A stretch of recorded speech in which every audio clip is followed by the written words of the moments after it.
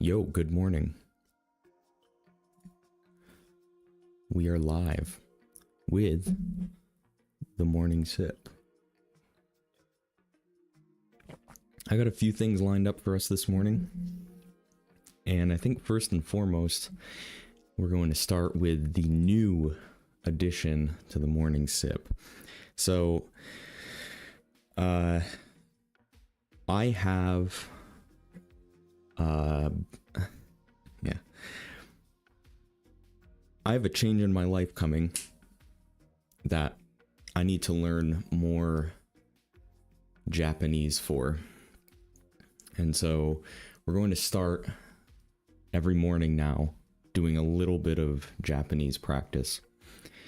And we're going to do that, especially today, through learning kanji. So for those that don't know, Japan has basically 3 alphabets. You have the, let me just pop chat out. You have katakana, which is the spelling of Japanese words, the alphabet used to spell Japanese words. You have, you have hiragana, which is to spell Japanese words, the alphabet to spell Japanese words. You have katakana, which is the alphabet to spell foreign words. And then you have the use of Chinese characters, which is called kanji. And of the 3, the consensus seems to be that learning kanji is the most difficult. But it can be the most helpful and gives you a nice foundation for everything else within Japanese. I know a little bit of kanji. I know hiragana, I know katakana, I know a little bit of kanji though, so I want to improve that aspect of my Japanese vocabulary. So we're going to do that, and we're going to start with the very, very basics. So there's this really great website. If you are also interested in trying to learn a little bit of Japanese kanji, or just about kanji in general, this is a really cool app website to try out. It's called WaniKani, and we'll show that right here on screen. I cropped my head. Let's get that up. WaniKani. Okay, so the way that this works is that Japanese kanji is made up of many, many different little parts. And so what WaniKani aims to do is to help the user understand those smaller parts, to be able to use a bit of guesswork when viewing a kanji that you have not viewed before. So, for example, these are the radicals, is what they're referred to. Let me resize this a little bit better. Maybe. Can I like that? Yeah, here we go. So now I believe, because I have gone through this aspect of WaniKani before, I just wasn't able to keep up with it. A radical is the parts of the smaller lines that make up Japanese kanji. So for example, here we have a very, very common character, the line running through, which if you are familiar with Japanese, or I don't know about Chinese, but I would guess it's the same, you know that this means 1, the number 1. But in the context of a kanji radical, we would view that as ground. So this is what WaniKani aims to do at the very start, is to try and give us a basis for how to learn kanji. So mnemonic, this radical consists of a single horizontal stroke What's the biggest single horizontal stroke? That's the ground. Look at the ground. Look at this radical. Now look at the ground again. Kind of the same, right? So it's pretty easy. We're supposed to, as English speakers, if you're an English speaker, we're supposed to see this and think of the ground is what it's trying to teach us. So I think we can go to the next kanji examples. Oh, so we have 1, 3, and above. And this one fits really well. So I don't remember how to pronounce this kanji, but you think of this sort of stick with a branch coming off of it, but it's sitting on the ground or on that radical. So it's a good way for us to kind of learn that. So this is the ground radical. Next we have fins. Picture a fish. Now picture the fish a little worse, like a child's drawing of the fish. Now erase the fish's body and you're left with 2 fins. So this is also very, very obviously all of these are going to be common. So they're all down here. I believe, yep, 6, 8. Here are some glimpses of the kanji you'll be learning that utilize fins. So you can see them below the bar for 6, and they are essentially 8. The kanji for 8. Moving on, drop. This little radical is a drop of water or some other liquid. Notice how it's only 1 drop. Sometimes radicals or kanji will have more than 1 drop, so it's important that you know how to tell them apart. And that's true. So as we go through learning more kanji, the lines that come off the kanji can become confusing. So again, this is just trying to give us a tool to be able to tell those apart. We have circle, ball, fat, but notice that all of the examples that we've looked at, they all utilize this one. This by itself is not necessarily anything, but it's one of the strokes that's used in forming lots and lots of kanji.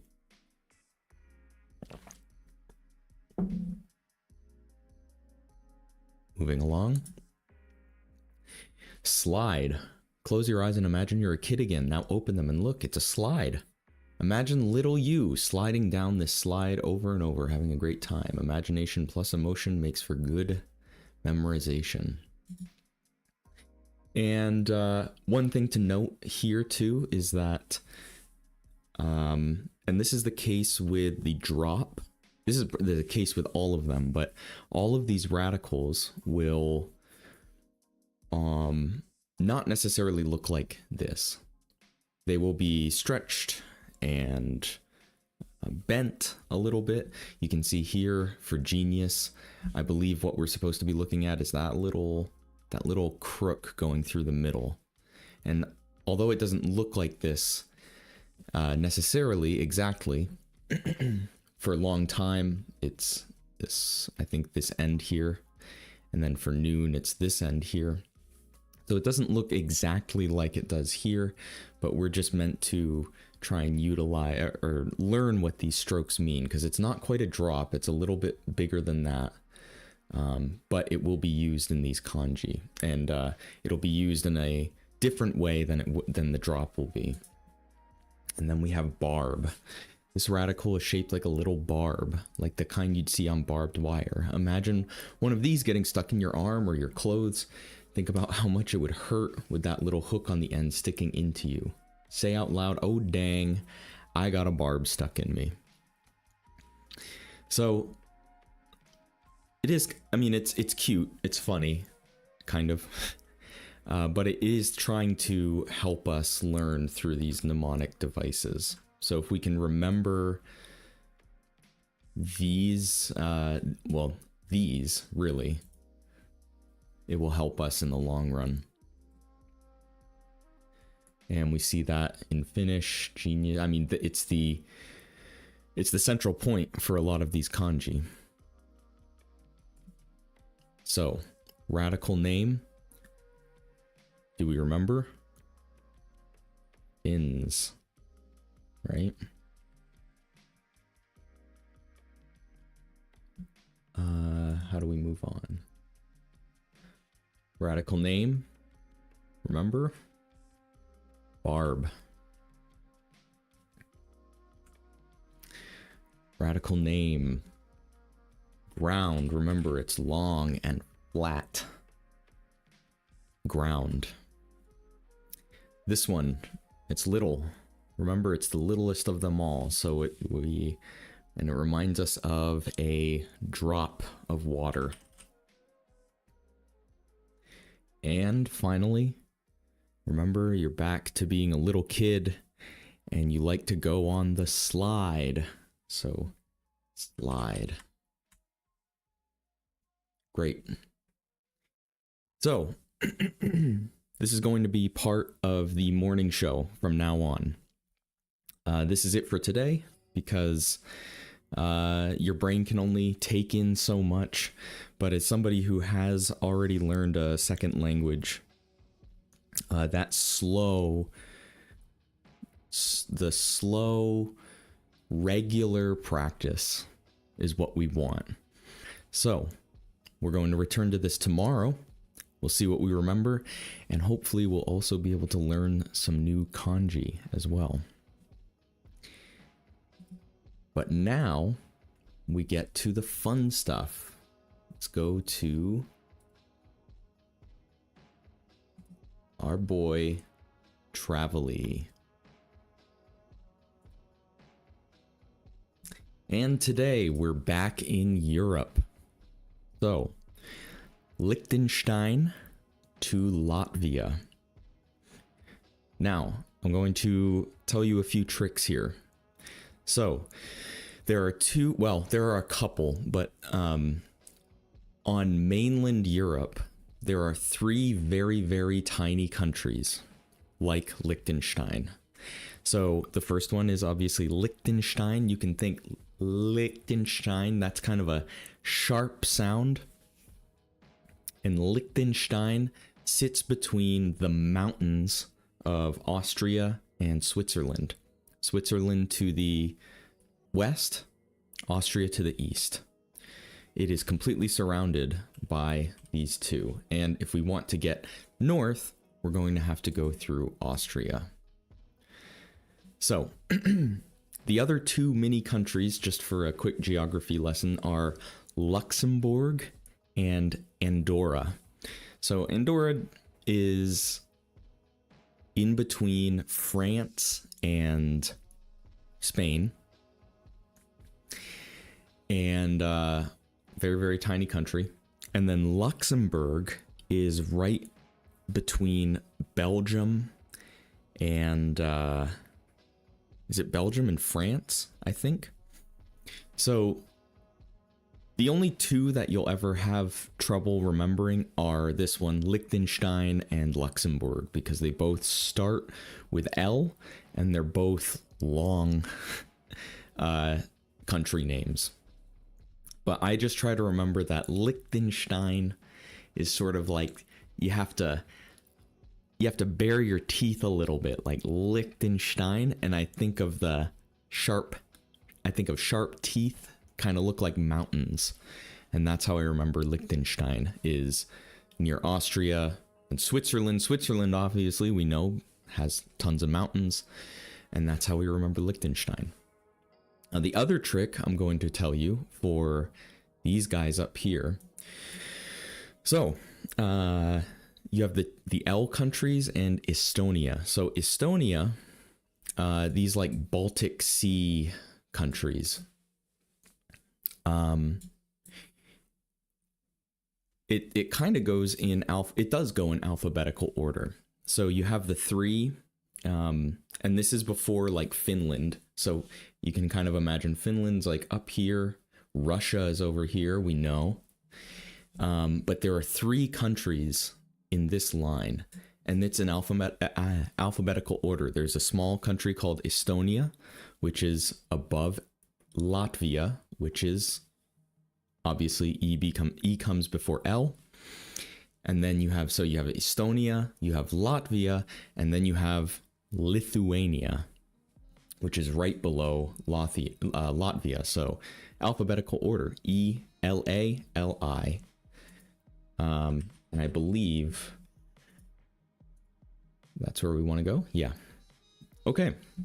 So next on the list of countries going down, there's a big country here, and we should, if my memory is serving me correctly, which I hope it is, be able to go through Poland. Yes. Okay, sweet. Now, this is the difficult one.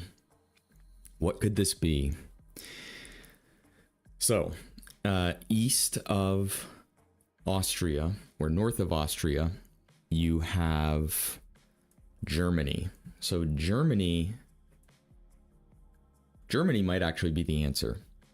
The only thing that is holding me back from typing that in is that I know Slovakia is also around here somewhere. And it feels like this game is trying to make us forget about Slovakia.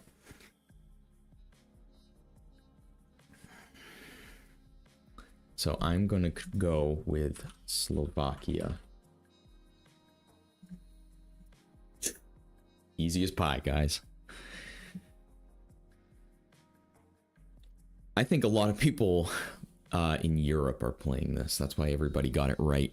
Because I'll tell you what, no American was getting all of that, was getting that perfect score. What is this? Czech Republic.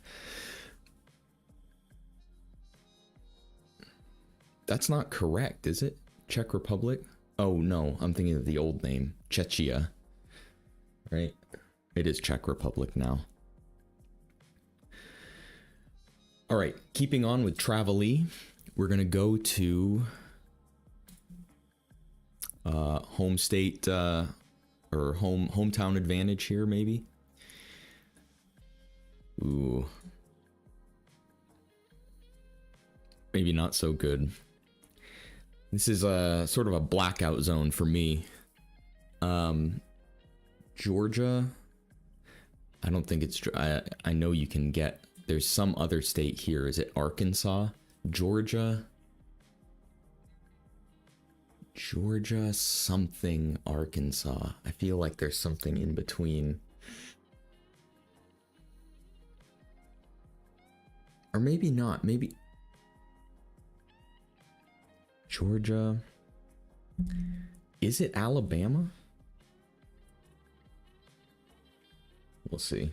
I'm not so invested in this one. Oh. Come on. And then it's got to be like Kentucky, Mississippi, because this is Illinois. I think it is Kentucky, right? Or is Kentucky like way over here?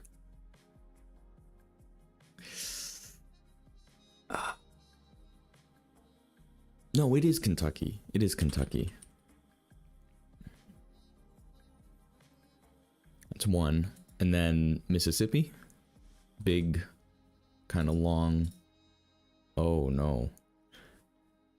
Oh, what is that? What is that? Kentucky, Mississippi. Oh, Tennessee. Is it Tennessee? Yeah. A little off. That's fine.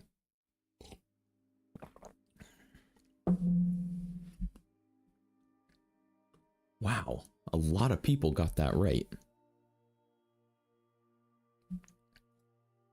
Okay. I guess just one more time, we'll test my Indian knowledge. Bihar to Meghalaya. I think it's just one state, isn't it? It's West Bengal. and Assam. 2 states. Yo.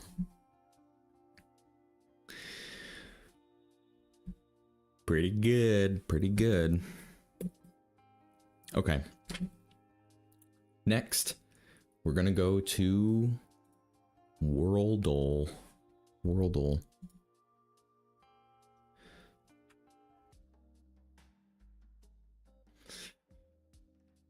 Oh.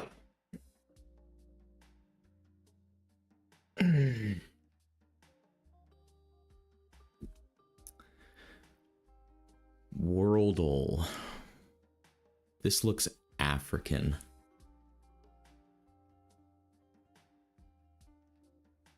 Or African or South American? Maybe?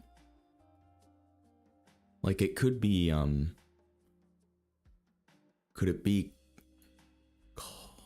no, I think it is African. I think it's, is it Tanzania? If I get this right. This is a wild shot in the dark. Okay, not even close. 10,000 kilometers away. It is South America then. Because it's 10,000 kilometers west. Okay, so it's not Brazil. It's not Venezuela. It's not Peru. It could be Ecuador. Could be Ecuador. It could be Suriname. It could be... It's not Guyana. It's not Argentina, Chile. It might... Is it Peru? Or Ecuador?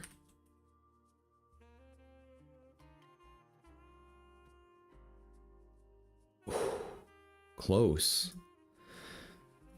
Okay, so it is... It's just on the other side. So it... maybe it is Suriname. Or, yeah. Suriname. Yo. Okay. Bonus round. We can get this. I'm definitely not getting the city. Guyana. Hey, pretty crazy stuff coming out of Guyana. Venezuela invading Guyana. It's pretty crazy. And, Guyana, Suriname, and...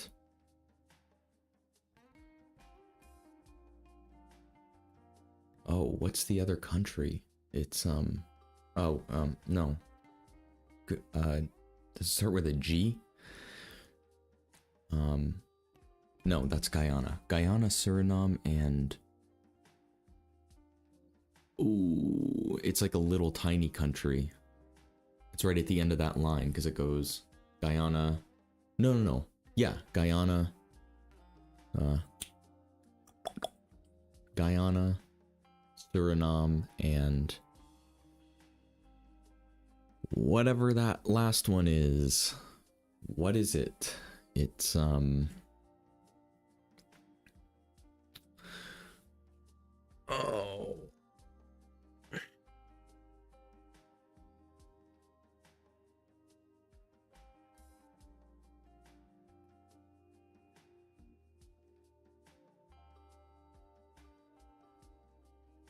I don't remember.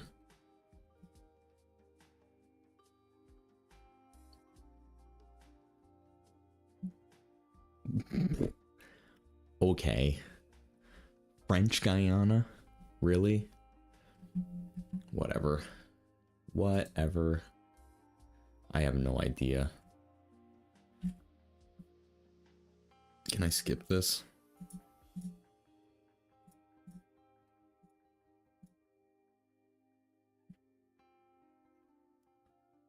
Paramaribo.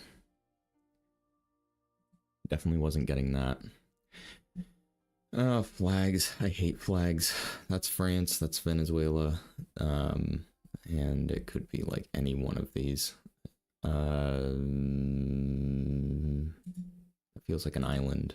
Okay, sure. Why not? 2 to 3 million? Oh. Peso? Nope.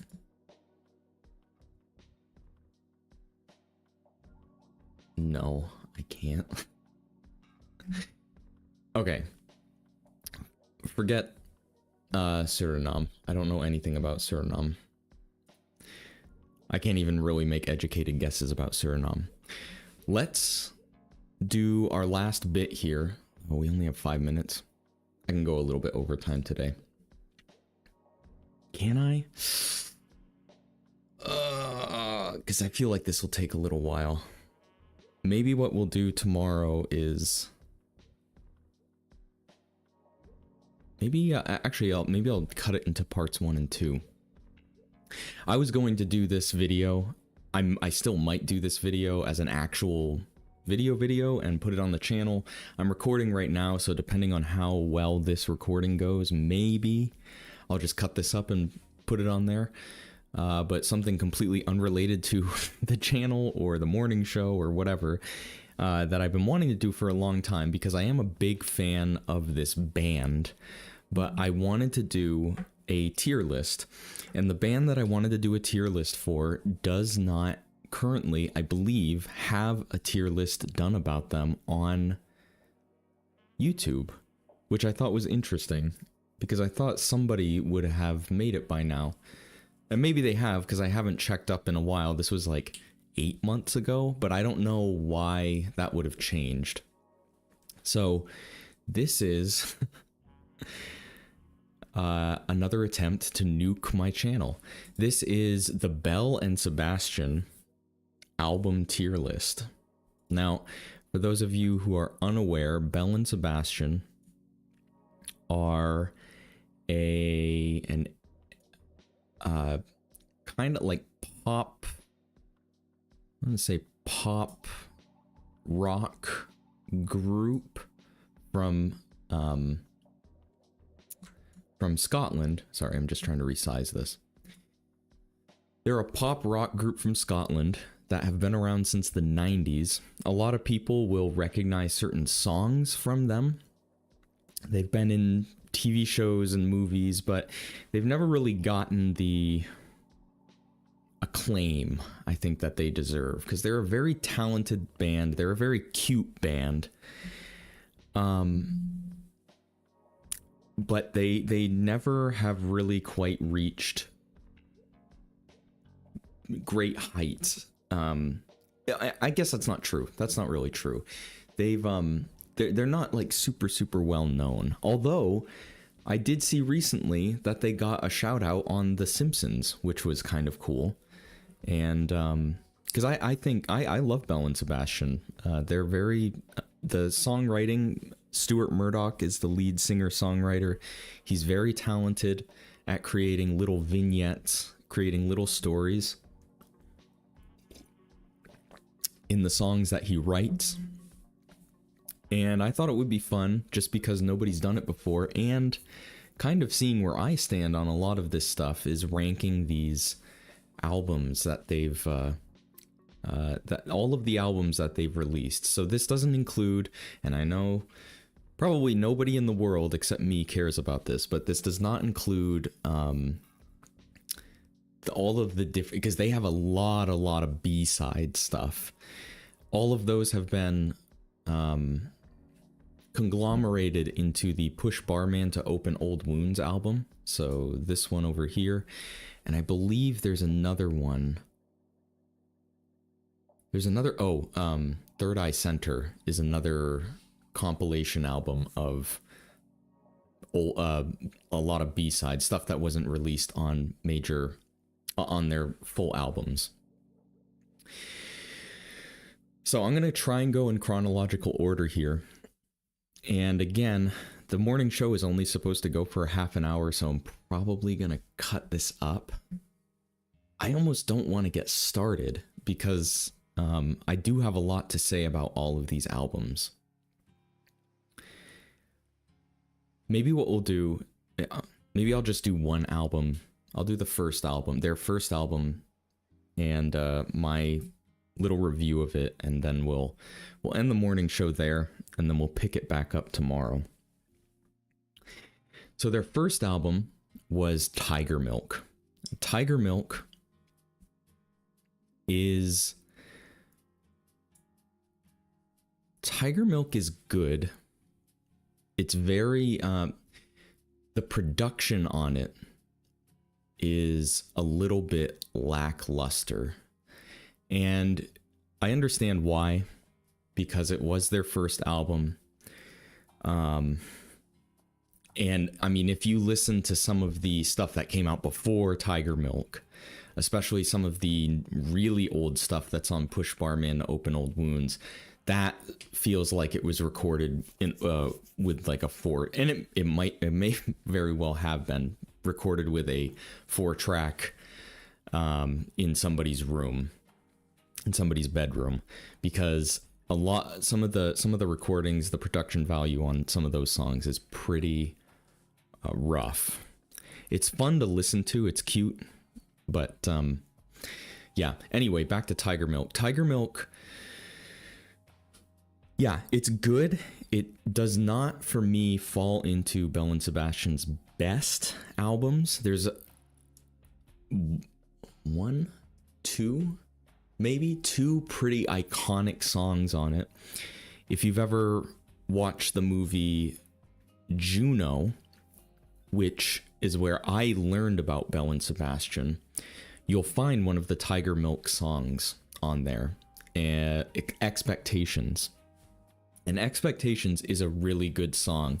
Expectations showcases Stuart's ability to write these little vignettes, these little stories, in a very interesting and keeping the listener sort of engaged with what's happening in the story. I remember as a younger person really, really enjoying a lot of the songs on this album. That song in particular, though, I remember really almost identifying with the subjects of the song, because a lot of the times when you get these story songs, to me they're a little bit cringeworthy. But Stuart does a really good job of creating sort of this world that really flows well with the music, and that would become apparent later on when he would write God Help the Girl, which is not on here because that's a Stuart Murdoch solo thing. But Tiger Milk has that song. It also has The State That I Am In, which is also featured on Push Barman to Open Old Wounds, but this one has been, the production value is much better on this one than it was on Push Barman to Open Old Wounds, or the original demo for The State That I Am In. The State That I Am In, once again, creating that... I almost want to say Tiger Milk is a bit of a template album for some of their best stuff to come, because you have all of the instrumentation. So you have the kind of the full band, the typical full band where you have like piano and guitar and drums and bass, but then you also have horns, and I believe you also have strings. There are parts of this album where they're playing around with synthesizers, which would come in way further down the line, which is it Electronic Renaissance, I think is the name of that title on Tiger Milk. So Tiger Milk sort of sets up a lot of stuff that we would see later in Belle and Sebastian albums, but would also be done better. There are highlights on this album, but for me, it's gonna go solidly in A tier. Not Belle and Sebastian's best, a pretty good freshman album, but better stuff would come. And I think I'm putting it in A because I know that. I know that there are better things to come, which we will get to starting tomorrow. So Tiger Milk, solidly an A. And